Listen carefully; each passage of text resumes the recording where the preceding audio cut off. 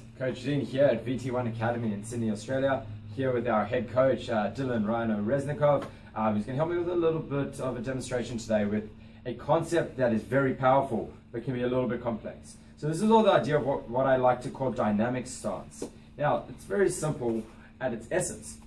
Most people turn around and go, okay, I use a 70-30 stance, so 70% of the weight on the back leg, 30% of the front leg. Some say they're like 50-50.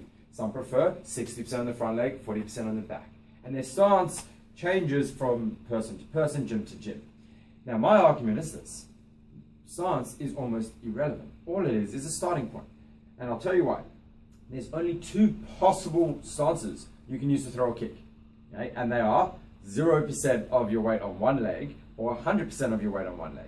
Either you're doing something jumping, flying, something along those lines, or as you go for a kick, if I just go for a right kick on Dylan, I have to bring all my weight onto one leg as I kick. I don't have a choice. It is impossible to throw a kick from here.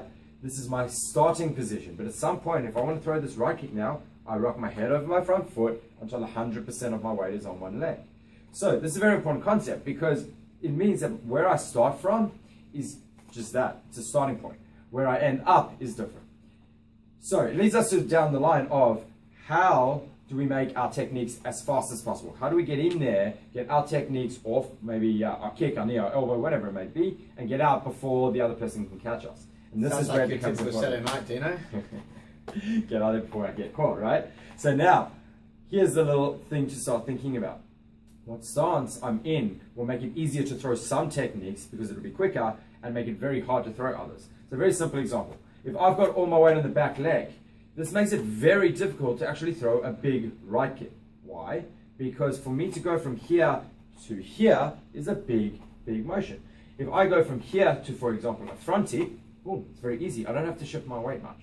Switch it around and go, if I'm on the front foot, so now I've got 60% of the weight on my front leg, this is very easy to throw powerful punches from.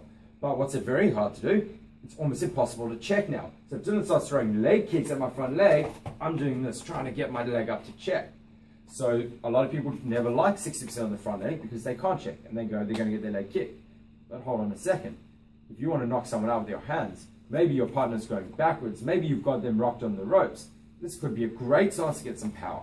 Then again, they're coming forward, they like chopping their legs. Maybe this is a terrible stance to use and you want to be a little bit more here, where you can start looking for those checks.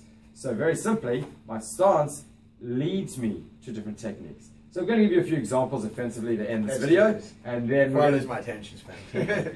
And then we're going to move on. In another video, we'll talk a little bit about the defensive aspects of this. I go a little bit more on the front foot now. This is going to be great for power punches coming forward and turn. Great for moving with different types of footwork, angling off. Very effective for a teep. But which teep? Think of where all my weight is. All my weight's already on the front leg. So this is great for the rear teep, right up, just as he doesn't expect it, okay? Bring that rear teep right through the middle, up into the face. But it's very hard to use the front teep because the first motion will be this. I have to rock all my weight. So keep this in mind, guys. You can change your stance. There's no problem with this. But know what techniques are easier to throw from different stances. We'll see you in the next video. We'll talk a little bit more about using this for defense as well. Catch you later.